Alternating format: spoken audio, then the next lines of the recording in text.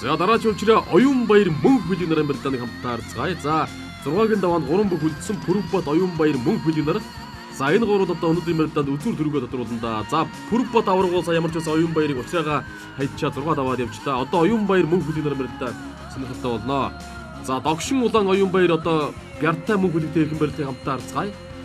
Бяраар уулж дутахгүй дээ Оюунбаяр. За одоо мөнх хөлийг бол одоо орилоод татаад байна. Оюулаа Бяртай. Догшин улаан бол мөнх хөлийг төдгөр одоо бярдуулах болох шиг байна. Эй! Ай, ийм л догшин бөхтөө.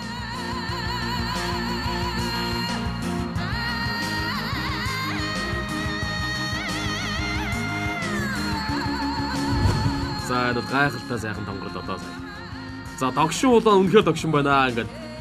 Сэлэнг аймгийн бүх Оюунбаяр буюу Догшин улаан уран сайхан мэхээр 6 давлаа баяр хүргье.